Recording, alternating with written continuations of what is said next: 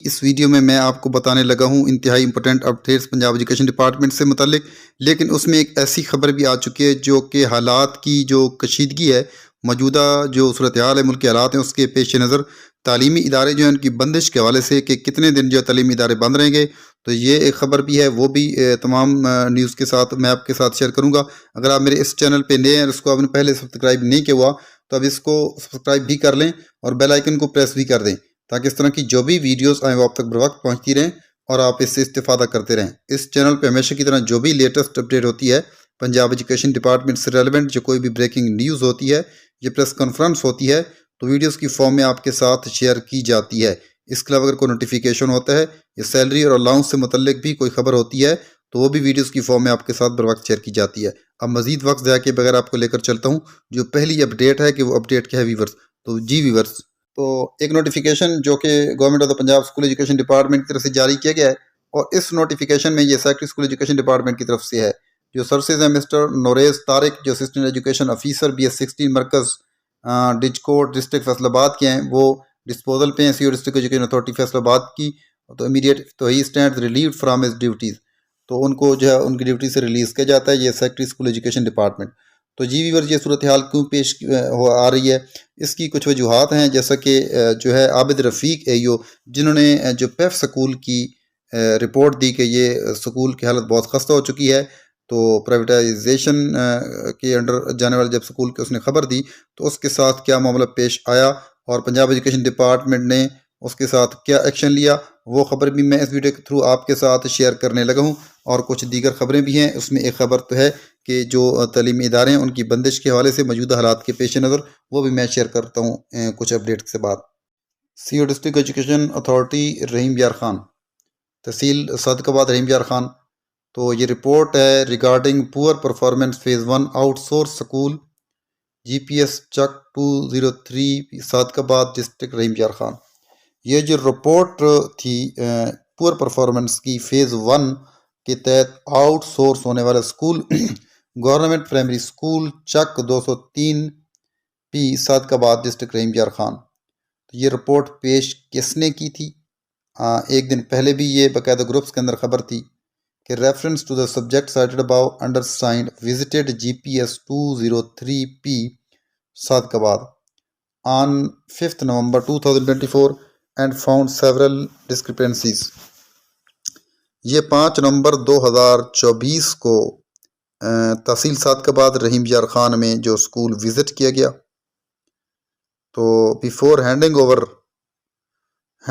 और AEO मरकज़ तिलो गोट, ये AEO मरकज़ जो है उन्होंने रिपोर्ट की थी, जो AEO साहब ने रिपोर्ट पेश की थी बिफोर हैंडिंग ओवर स्कूल। जब स्कूल को प्राइवेट नहीं किया गया था, हैंड ओवर नहीं किया गया था, तो उसमें क्या था, फ़िल्टर प्लांट जो कि अच्छी कंडीशन में था, क्लीन ड्रिंकिंग वाटर अवेलेबल था।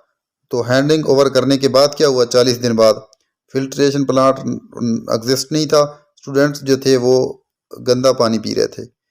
और दूसरे नंबर पे जो 4 वाशरूम अवेलेबल थे और फंक्शनल थे, जब स्कूल को प्राइवेट हैंड ओवर किया गया PEF के तहत, तो उनमें सिर्फ एक वाशरूम फंक्शनल था, दूसरे 3 नॉन फंक्शनल थे और लॉक्ड थे, यानी उनको ताला लगा दिया गया था।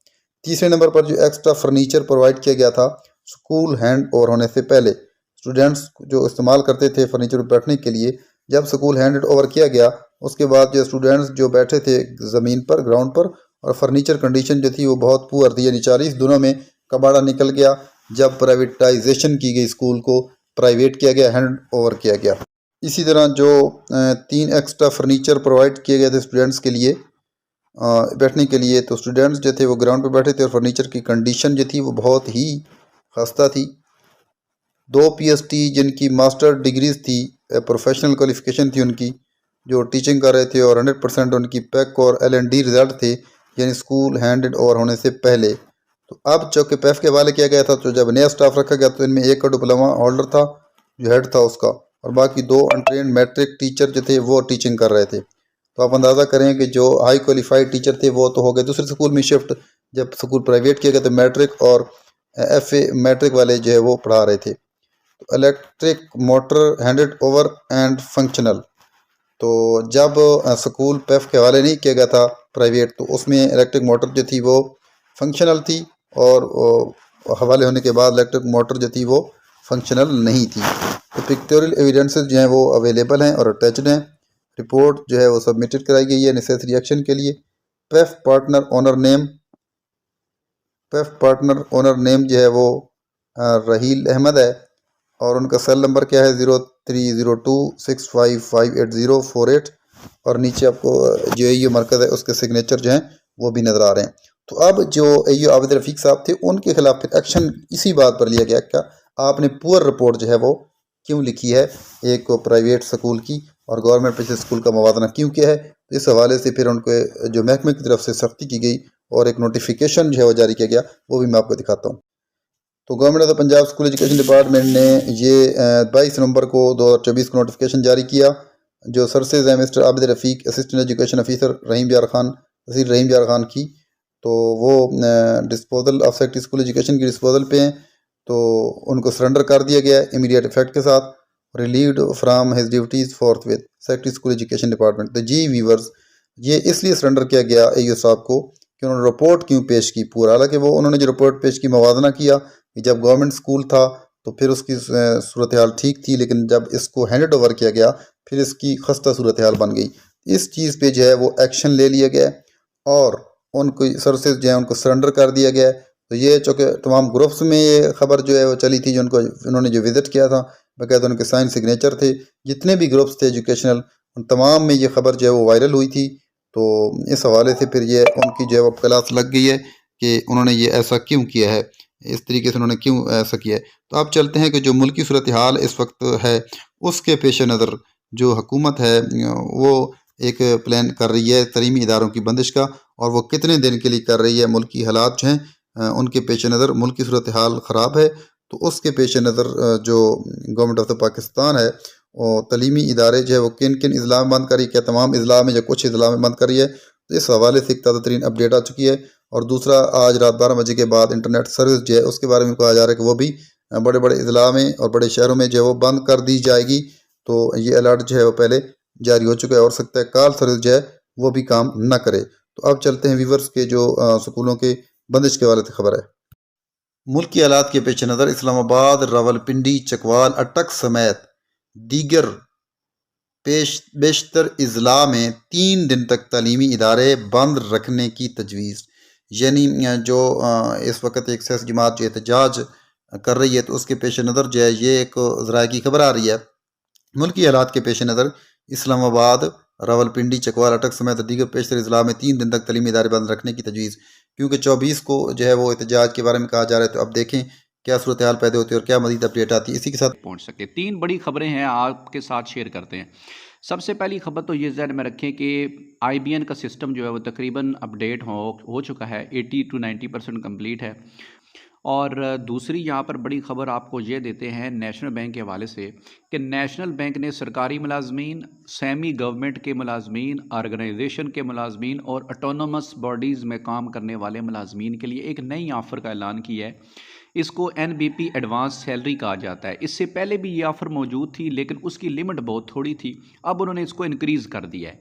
अब नेशनल बैंक कह रहा है कि now avail advance salary with enhanced 30 lakhs, 30 lakh रुपए तक आप अपनी एडवांस सैलरीज ले सकते हैं। कोई बैंक जो है वो एडवांस सैलरी की इतनी बड़ी ऑफ़र नहीं दे रहा जितनी नेशनल बैंक अपने सरकारी मुलाजमीन और पेंशनर को दे रहा है। याद रहे कि ये वो सरकारी मुलाजमीन या सेमी गवर्नमेंट के मुलाजमीन या ऑटोनमस बॉडीज़ में काम करने वाले मुलाजमीन और पेंशनर हैं जिन्होंने अपना सैलरी और पेंशन का अकाउंट नेशनल बैंक का ओपन करवाया हुआ है और उसी अकाउंट में उनकी सैलरी और पेंशन आती है, तो वो ये ऑफ़र अवेल कर सकते हैं मुख्तलिफ़ पर्पसेस के लिए। घर बनाने के लिए आप, या आप समझ लें कि कोई ज़िंदगी में और काम, आपने प्लाट ख़रीदना है, ज़मीन ख़रीदनी है, घर बनाना है, आपने जॉब करनी है, बिज़नेस ओपन करना है, कोई और काम करना चाह रहे हैं, तो आप 30 लाख रुपए तक जो है वो आसान मार्जिन के साथ ये NBP कह रहा है कि आप ले सकते हैं अपनी एडवांस सैलरीज़। एडवांस सैलरीज़ का ऑप्शन गवर्नमेंट ऑफ पाकिस्तान भी देती है लेकिन वो बहुत थोड़ी होती हैं। NBP ये जो एडवांस सैलरीज़ की ऑफ़र कर रहा है इसमें कह रहा है कि इसकी इंस्टॉलमेंट बहुत आसान होगी, प्रोसेस इसका बहुत क्विक होगा और फास्ट डिसबर्समेंट, आपको पैसे फ़ौरन जो है वो आपके अकाउंट में कर दिए जाएंगे। कोई लंबा चौड़ा जो है वो इसमें तरीक़ाकार नहीं होगा। नो मिनिमम इनकम, कम से कम आमदन की कोई हद नहीं। आम तौर पर होता ये है कि आपकी आमदन अगर 50 या 60 या 70 हज़ार इतनी फ़िक्स कर दी जाती है, तब एडवांस सैलरीज दी जाती हैं। तो नेशनल बैंक कह रहा है कि नो इन मिनिमम इनकम, इसकी कोई लिमिट नहीं है। आपकी अगर कम इनकम भी है फिर भी आप ये अवेल कर सकते हैं। और नो हिडन चार्जेस, कोई एक्स्ट्रा चार्जेस नहीं होंगे, जिस तरह के आम तौर पर देखने में आता है कि कुछ चीज़ें जो हैं वो हिडन चार्जेस के नाम पे वसूल की जा रही होती हैं और फिर वो वबाल जान बन जाती हैं आम बंदों के लिए। बहरहाल एडवांस सैलरीज़ फिर भी लेने से पहले आप प्लान पूरा देख लें कि ये क्या है। अगर ये चीज़ें जो है वो आपको एक्सेप्टेबल लगती हैं तो आप इस ऑप्शन की तरफ ज़रूर जाएं। अगर आप समझते हैं कि ये नहीं, इस पे जो है वो मुझे इंटरेस्ट ज़्यादा देना पड़ेगा या ये चीज़ मेरे लिए सूटेबल नहीं है, तो उसको आप स्किप भी कर सकते हैं। तो ये थी आज की नेशनल बैंक के हवाले से ताज़ा तरीन अपडेट। आपकी एसबीए सेकंड टर्म एग्ज़ाम जो हैं आपके होने हैं, उनके हवाले से कुछ अपडेट आई थी डेट शीट का और सिलेबस का।